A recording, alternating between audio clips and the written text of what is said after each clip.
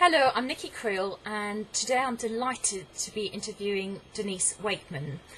Now, Denise Wakeman is the online expert, visibility expert, and I've been following her since I came across her in the Social Media Success Summit in 2010. So I've sort of been following you for quite a while, Denise. So welcome. Well, thank you, Nikki. I'm really happy to be here with you today. Now, there's another reason which I haven't really told you of why I'm especially delighted to sort of see what you have to say about this. I did your 7-day visibility tips thing, and I think a lot of my online success is due, my visibility is due to following those tips on there. So, well, thank you. So every time somebody says, I see you everywhere, I've got your little voice in my head. So I just wanted to say thank you because it's been really, really helpful for me. Well, that's great. I'm so glad to know that. I mean, it helps to, get that feedback to know that, what you're putting out there is actually useful for people. So thank you for letting me know. It does work, actually. So as evidence of it, because I know that people do say, I see you everywhere. But for small businesses starting out, or not necessarily starting out, why should small businesses be concerned about their online visibility?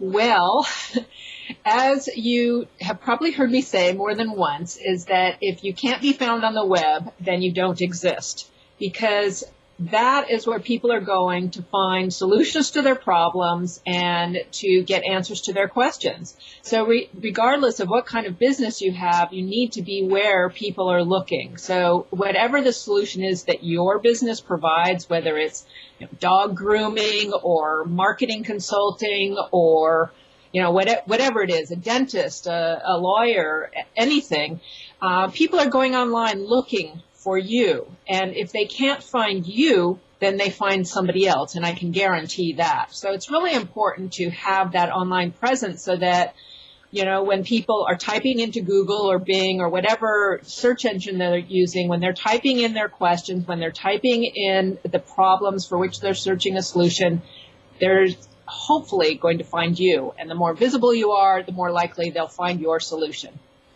So do you have any examples of how online visibility can help?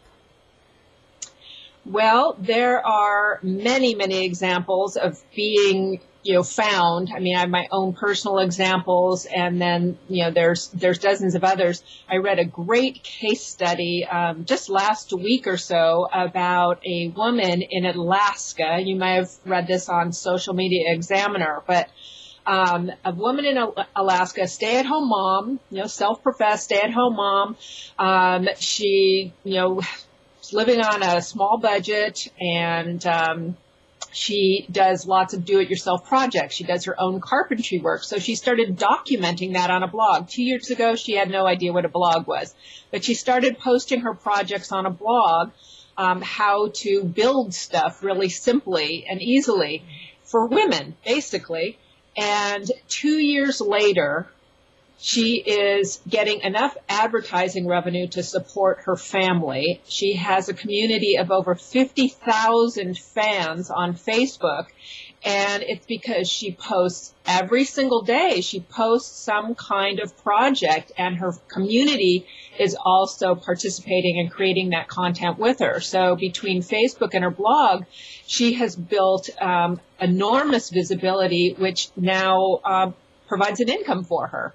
Yeah, and that's pretty good. I mean, Alaska, she's pretty far remote out there, and so she doesn't have that much of a local presence, or I'm sure she's known in her local community, but that wouldn't be enough to sustain her. But having that global audience who loves what she's doing and can count on her to provide information that they're looking for on a consistent basis, that's what has built her community.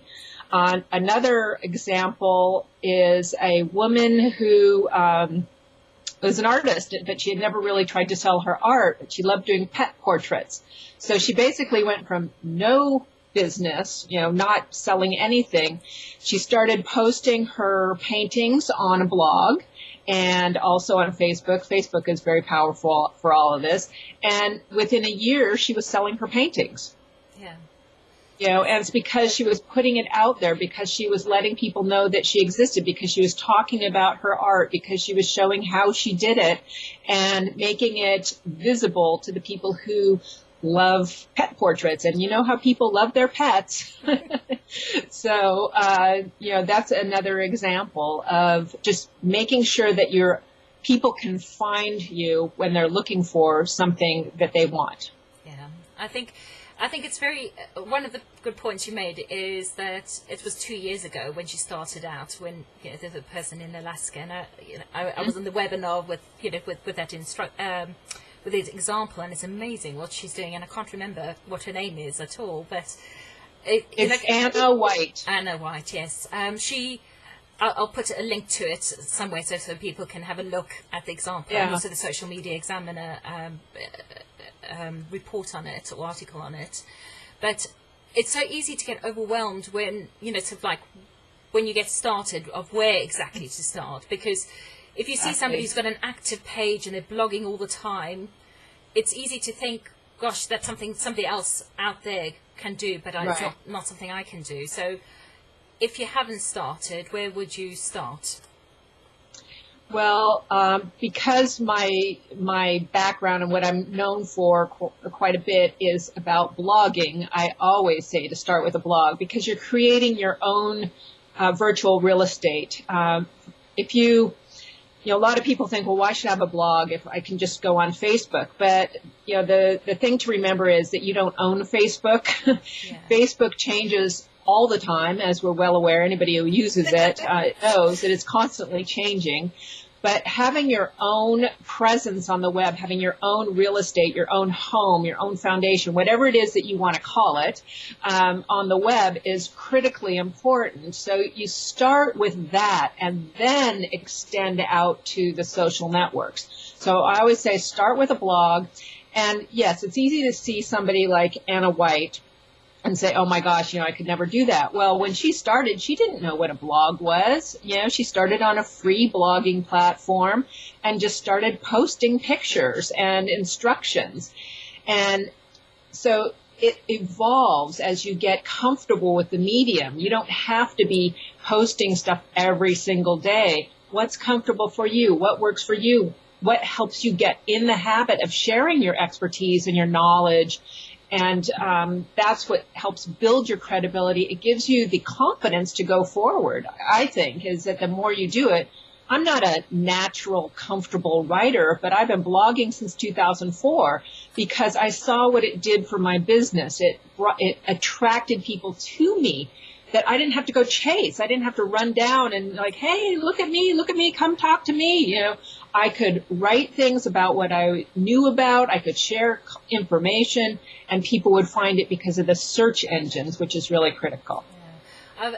It's lovely when people come to you and they've already read your blog and they know all about you and they're ready to do business, rather than go and try and sell your services into people. Exactly. They qualify themselves in a way. They can find out about you in the privacy of their own home or on their little device, right?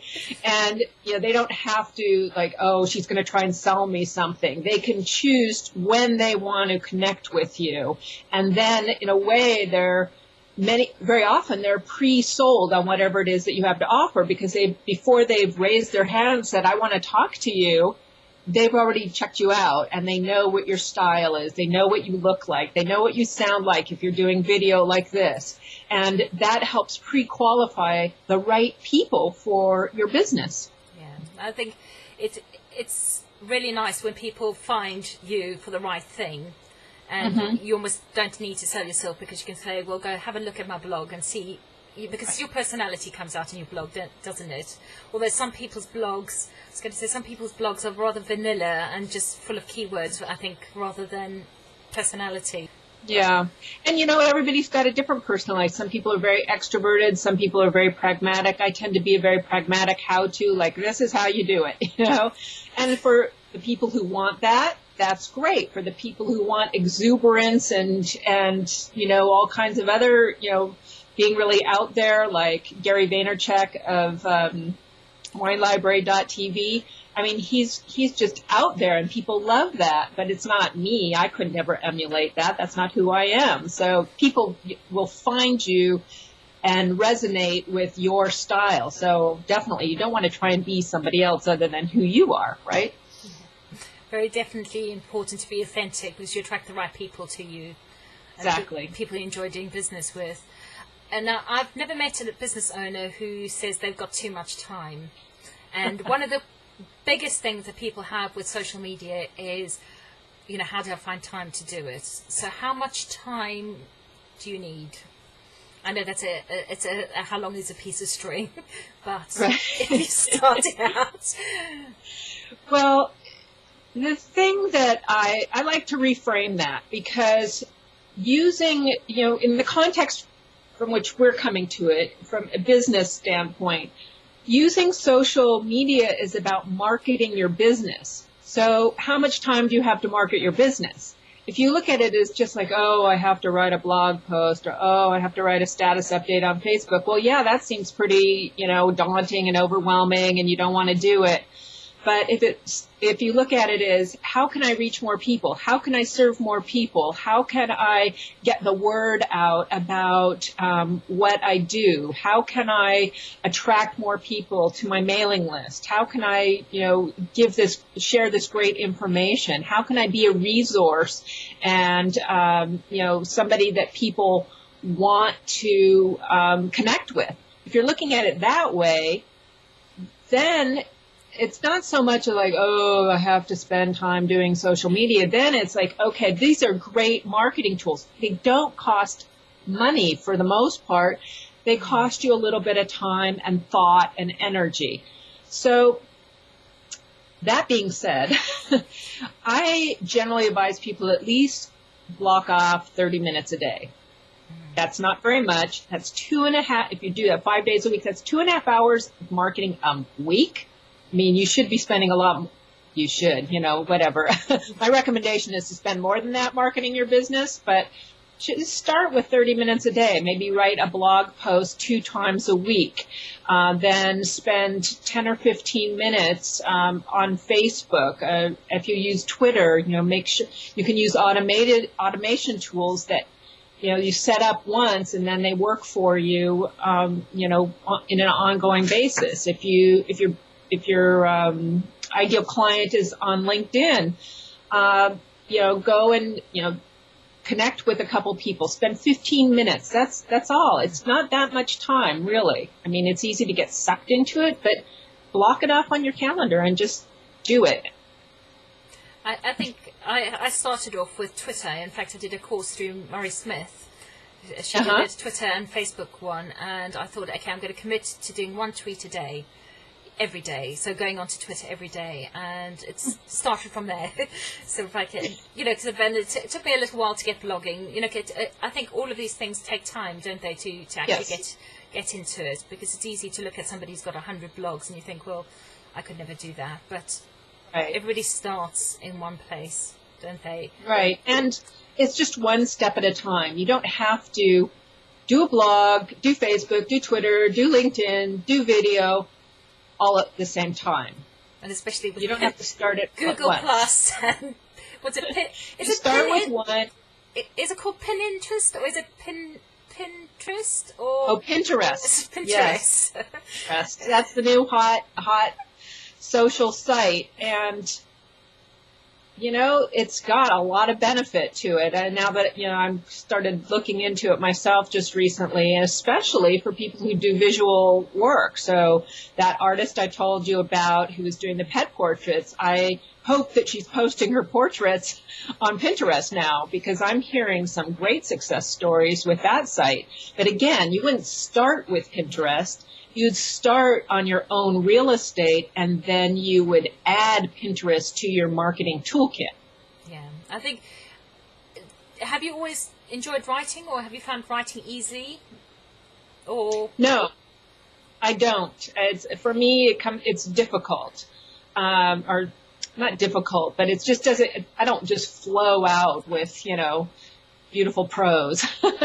I really have to sit down and think about it. I have to work at it. And, so it's not something, but I know that it works for me. I know that once I publish a piece of content, then it is working for me 24/7 on the web. And I also repurpose my content quite a bit so that I can create something once and then use it in many different formats on different platforms over and over. So I'm not constantly recreating the wheel with every single platform that I'm active on. Yeah, no, I think that's a very good point in terms of repurposing once you've done it. It's just that I suppose a lot of business owners, for me, the one fear they seem to have is about blogging. It seems to be a definite thing about, I can't write. And right. So, but I know once you get going and once you get started, it actually becomes a lot easier to do. Right.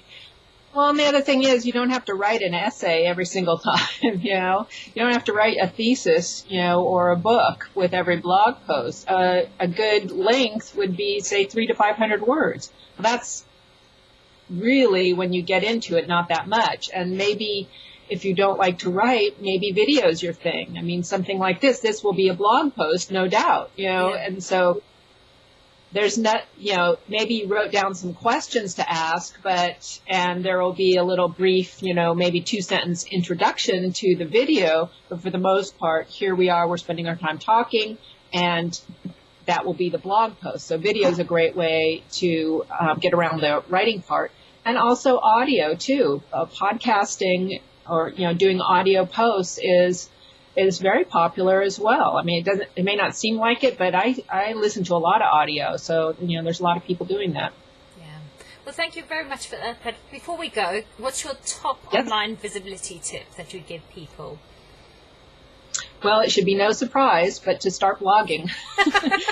If you haven't already, that's the best way to start building your visibility on the web is with a blog. And it doesn't have to be fancy. I mean, you can start out with a free platform like Blogger or Tumblr and just start getting your content on the web, because that's how people find you. They don't find you with an email newsletter that only goes into an into an inbox. They find your content on the web. So get it on the web. Start there and then expand out to the other platforms. Okay. And how do they find you? Obviously, I'll put links to all your web addresses.